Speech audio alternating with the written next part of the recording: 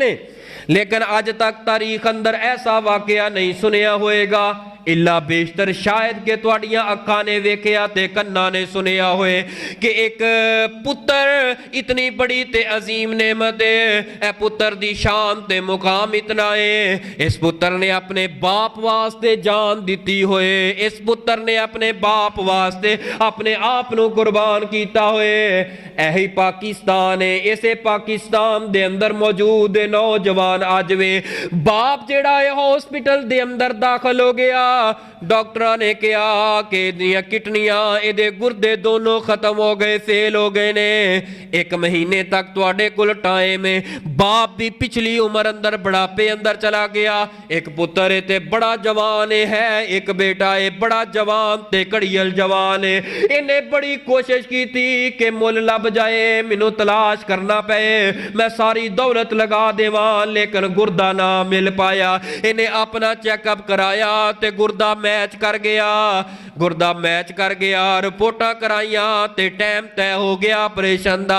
इहदी मां ए रात नूं इहदी चारपाई दे करीब आके पता की आंदी है, पुत्र मेरा दिल नहीं करदा तू अपना गुर्दा अपने बाप नूं दे, क्योंकि मां सी ना इधर पुत्र है उधर खावंद है, ऐ बेटे दा मुकाम बेटे दी अजमत। लेकिन इस पुत्र ने समझाया अम्मी जान ओ मेरा बाप है जिन्हें अपने जिगर दा खून ते मेहनतां दी कमाई दे नाल अज मैं परवान ते जवानी चढ़ गया।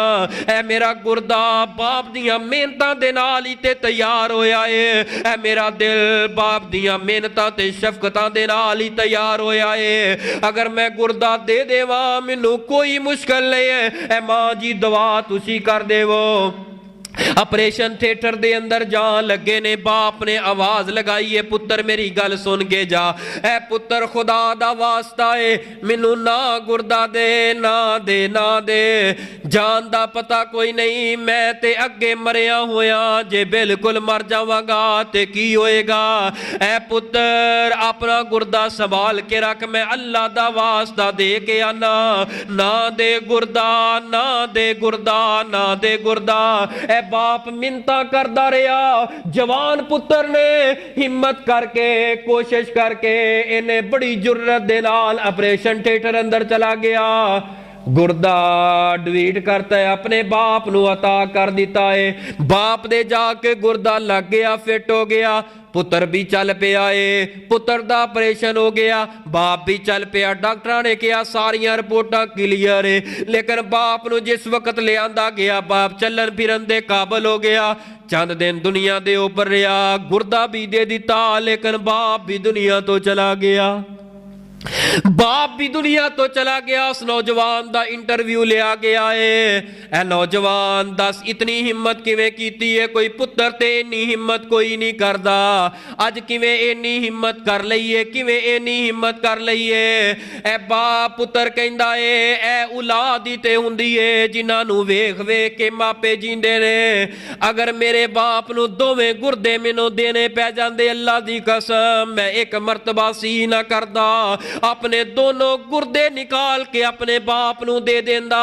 मैनू इन्ना यकीन है, इन्ना यकीन है, मैं गुर्दा दिता है ते बाप मेरे गुर्दे दा गम लैके ते दुनिया तो चला गया है, मेरा बाप भी ना रहा। चलो मेरे बाप राजी ते गया है, खुश गया है। जदों दा बाप मेरा मेरे घर दे अंदरों चला गया है, अल्लाह दी कसमें नौकरियां जायदादां मैनू कोई चीज चंगी नहीं लगदी।